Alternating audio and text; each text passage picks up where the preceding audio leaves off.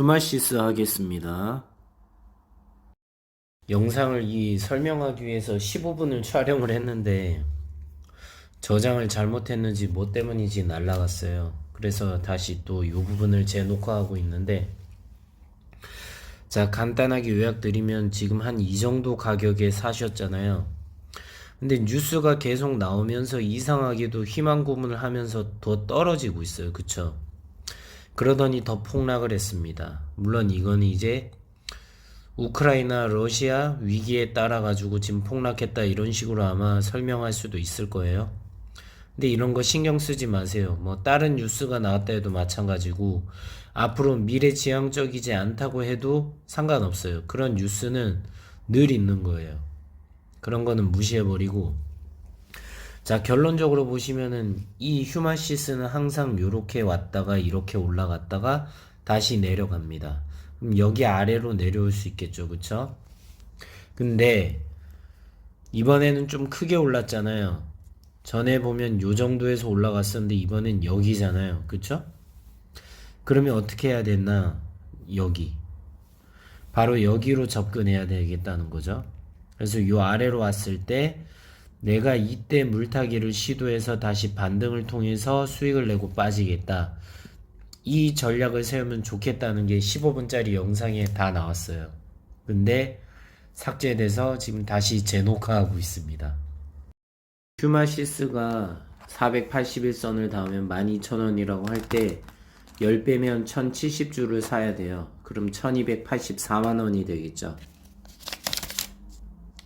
자, 그럼 1284만원에다가 기존에 344만 5,078원을 더하면 1628만 5,078원이 돼요.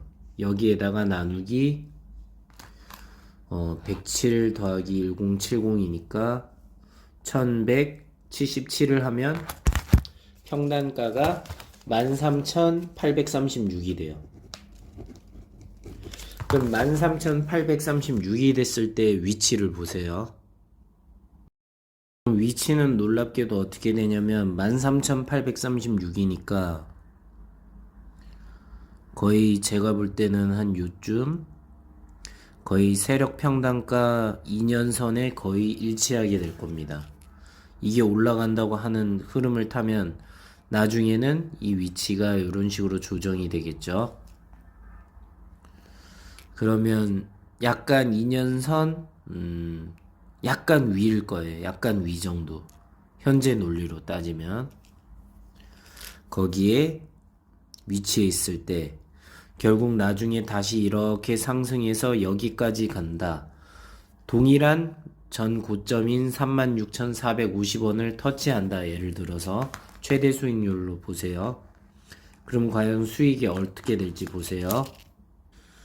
다시 계산기로 오면 13,836원에 1177주, 그런데 36,450원인가로 올라가죠. 그럼 몇 배 올라요? 대략 3배 오르나요? 계산해 볼게요. 36,450원에서 나누기 138 36을 하면 2.63, 263%. 그쵸? 263%가 상승하는 거예요. 원금을 지키고도 263% 상승한다는 얘기죠. 예, 정확히 계산하면 263% 상승이네요. 그쵸? 263%. 이거면 수익 만족이지 않나요? 263%. 손해를 엄청 보고 있다가 한순간에 이 물타기 한 방으로 다시 상승을 하게 되면 그 합친 금액까지 해서 263%의 수익을 얻게 됩니다. 이 정도면 되게 만족할 결과값 아닌가요? 그쵸? 그래서 주식이란 건 절대 포기하지 않는 게 중요하고 하락을 오히려 감사하게 여겨야 된다는 겁니다. 지금 러시아 우크라이나 전쟁으로 인해 가지고 엄청나게 주가가 폭락됐을 때 오히려 기회가 올 수 있다는 게 이거고, 그래서 현금을 보유하라고 제가 얘기하는 겁니다. 손해를 40%, 60%, 70%를 보다가 한순간에 태세 전환이 돼가지고 바닥에서 잡으면 이런 식으로 263%의 고수익을 얻을 수 있다는 거예요. 263%면 어마어마하지 않나요? 거의 3배 가깝잖아요. 그쵸? 원금을 회복하고도 이 정도 수익이면 상당히 좋은 거라고 저는 보거든요. 2배, 3배, 2.63, 263%. 자, 되게 괜찮을 거라고 봅니다. 물론 이러기 위해서는 제일 전제 조건이 뭐냐? 반드시 주식이 다시 이렇게 골짜기를 그려줘야 돼요. 안 그려주면 방법은 없습니다. 골짜기를 그려준다는 선에서 제가 하는 논리예요. 이 아래로 이렇게 떨어진다는 공식이 나와야 돼요. 근데 그 공식은 누가 만들어주나 보니까 이평선이 결국 해주더라고요. 1년선, 2년선. 이게 괜히 있는 게 아니라는 거죠. 누군가 주식을 샀을 때 평균 가격이 1년은 여기고 2년은 여기라는 게 우연은 아니라는 거죠. 생각해 보세요. 1년선이 왜 의미가 있을까 보면 우리는 소위 말해서 실적을 다 보잖아요. 그러면 장기 이평선 1년선을 잇는 사람들은 적어도 실적을 다 보고 그걸 토대로 만들어진 집단이라는 거예요.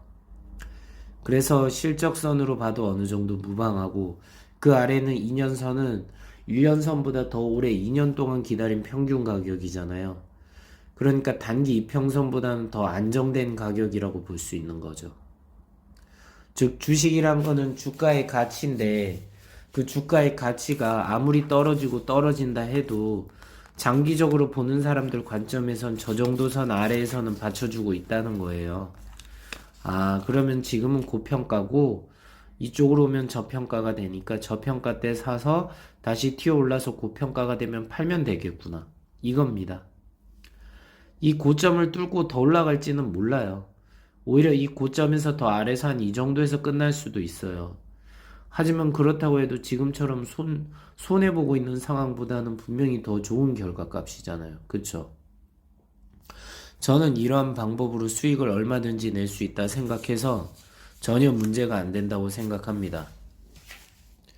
참고로 저 같은 경우에는 경험을 이제 많이 받았기 때문에 더 이상 이제 가망 없을 때는 저는 미련 없이 판 게 저는 말씀드렸죠. 제가 샀을 땐 이때 샀다고.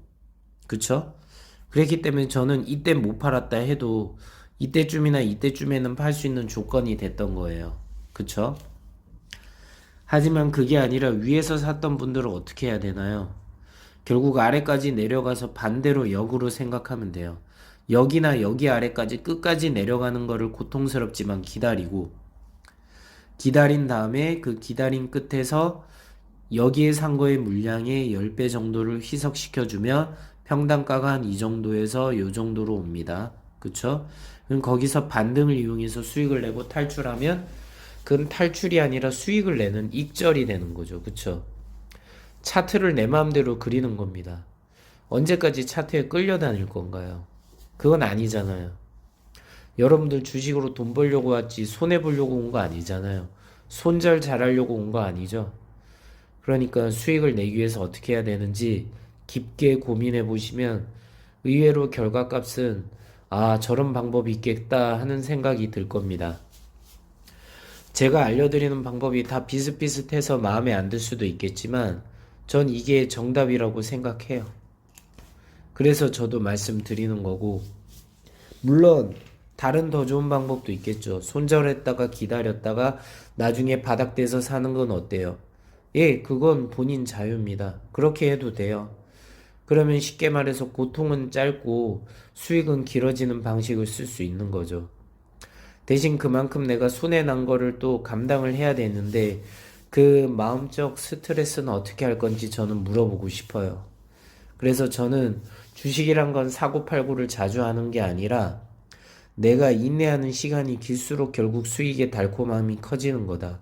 고통을 겪지도 않고 수익만 바라는 거는 약간 도둑놈 심보라고 봅니다. 물론 이건 제가 한 말이 아니라 옛날에 앙드레 코스톨라니가 했던 말이에요. 옛날 유명한 주식 서적을 보면 아실 거예요. 최근에 나온 책들 말고 옛날에 고전이라고 부를 만한 그런 주식 책들을 보세요. 다 어떤 식으로 투자를 했는지 나옵니다. 그걸 통해서 스스로 마음을 정립해 보세요. 과연 어떤 식으로 하면 내가 수익을 볼 수 있을까? 큰 돈을 벌려면 그만큼 내가 고통을 겪어야 합니다. 이건 어쩌면 인생의 교훈이기도 한데, 우리가 인생에서도 배웠잖아요. 노력 없이 고통 없이는 아무것도 못 얻는다는 것을 너무 절실하게 배우지 않았나요?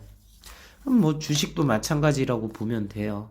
자, 개똥 철학까지 마무리했습니다. 구독과 좋아요, 알림 설정은 사랑입니다.